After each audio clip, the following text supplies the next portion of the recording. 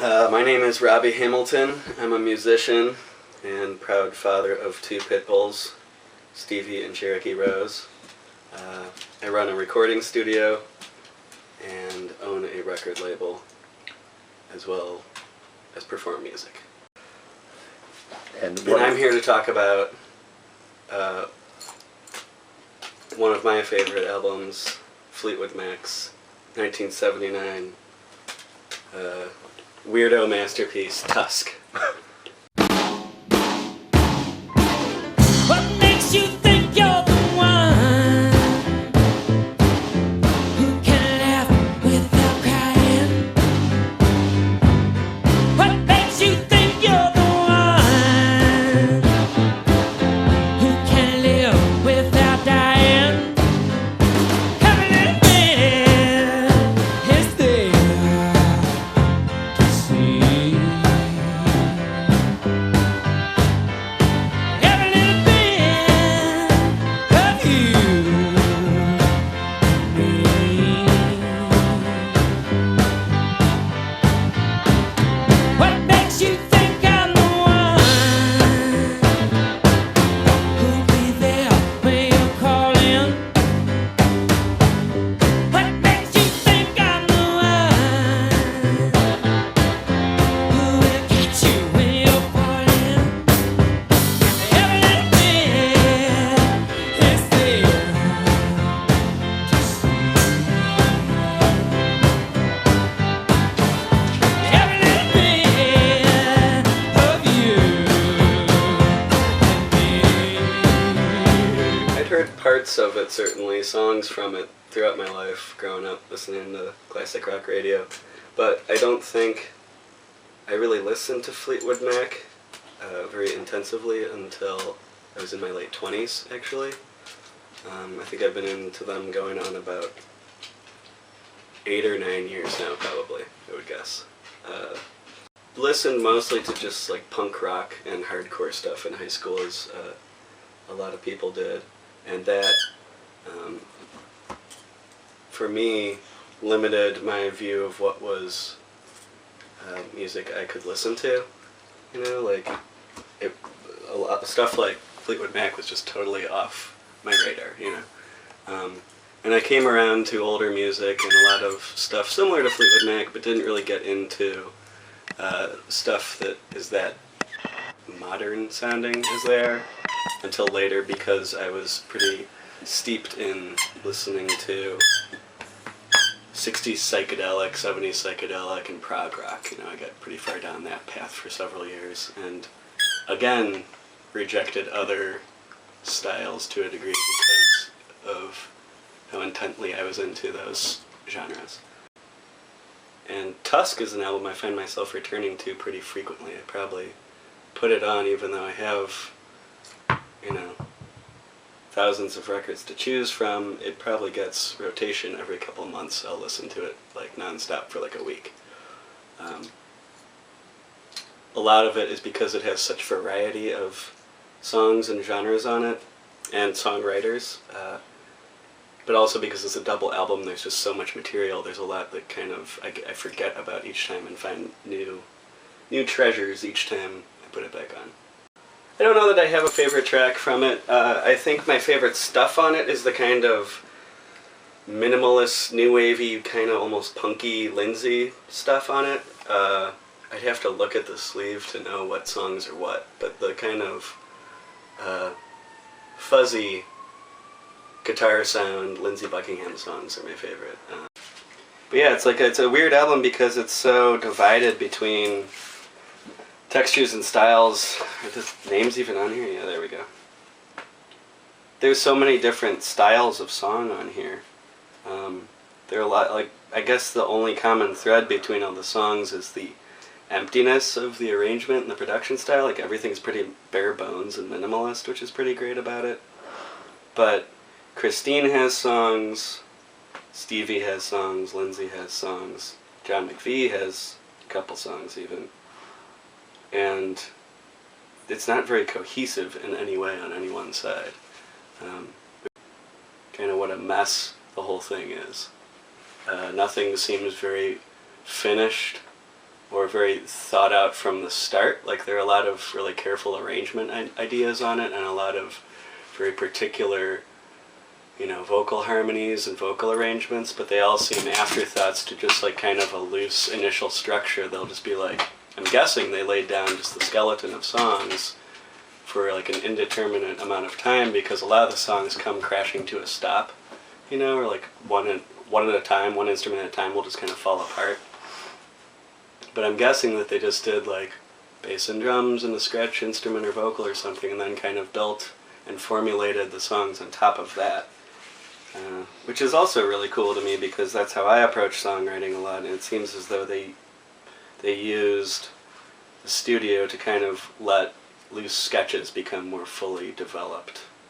The album is sort of a study in different weird, boxy and flat snare sounds, which is something that I spend a lot of time obsessing over in my life.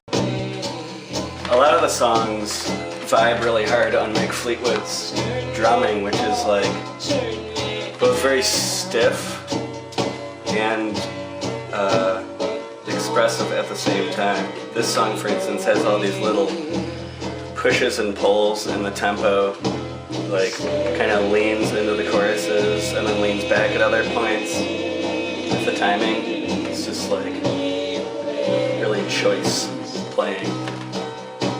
He's one of my favorite drummers. In his autobiography, he talks about how he can't do a lot of the things that other drummers can do, like fast fills or play with any kind of finesse or anything. And he always was struggling with like separating his hands and getting what to do, different things at different times. And I think that stiffness defines a lot of not only what he's playing, but also what Fleetwood Mac as a band sounds like.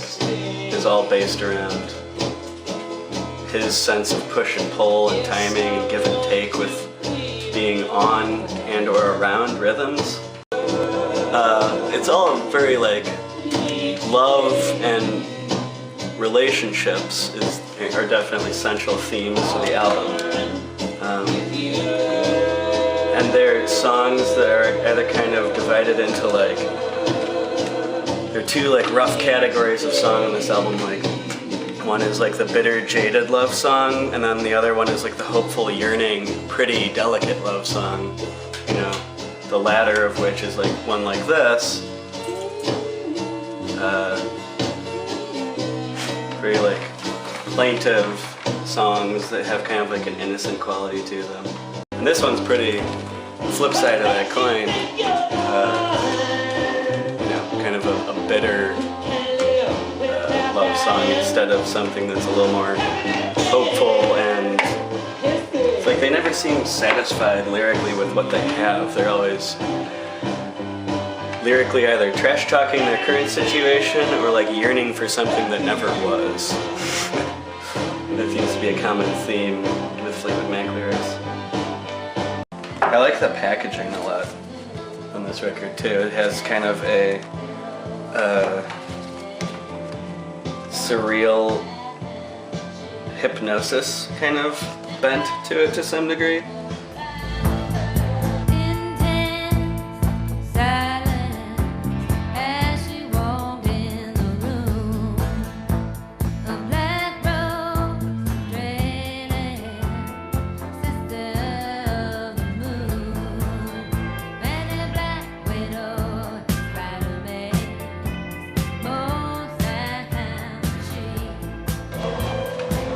Sexy vibe going on, mystical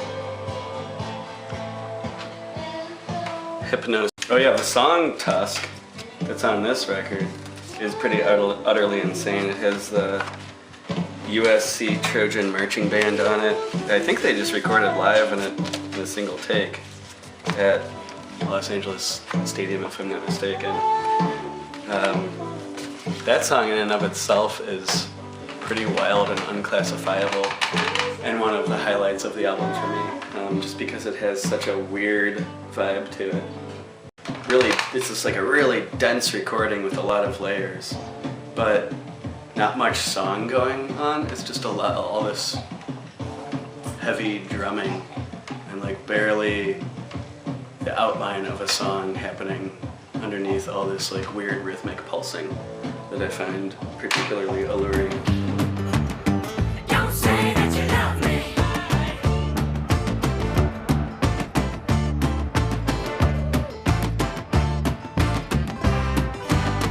Just tell me that you want me.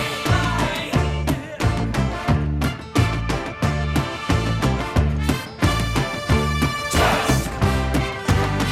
Just say that you want me. A beautiful mess of a record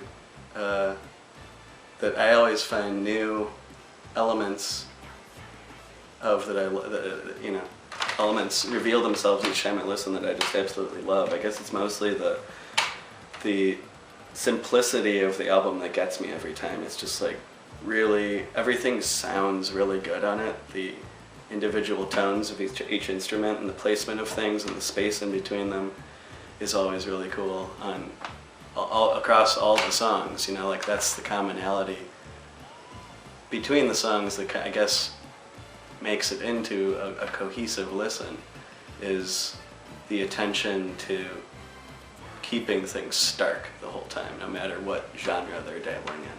But it's sprawling, it's all over the place. But yeah, it has that kind of like, there's a sexiness that pervades the whole album that is like very smooth and cool, but it's all over the place. It's a good one. Rumors, I think, was like the biggest selling record of all time at that point, or certainly up there. And then Tusk was, yeah, received as this kind of bloated but empty follow-up, which it is, but I think maybe purposefully so. You know, they'd been refining their sound from the first Buckingham Nicks album into the self-titled Fleetwood Mac album into Rumors, and had kind of tread that territory thoroughly at that point, I think. And it makes sense to me that they were branching out at that point. I think a lot of people felt they abandoned their audience to a degree by not writing more hits of that nature, but I don't think it was poorly received. I don't think it bombed or anything, but it didn't sell the way it was supposed to, as far as I know. It cost $1 million to record it, like $1 million plus to record it, which I know was the most expensive album ever produced at that point in time. I'm sure that's long. That record has long been, destroyed by multi-million-dollar recordings since then. But yeah, I don't know how really it was received at the time. I think it charted pretty well, like had some top 40 hits on it and stuff, but I don't think it delivered the sheer number of singles. Like Rumors comes off like a greatest hits, and this is more of a like B-sides and rarities type thing, but it was the follow-up. But I love it in all its mess.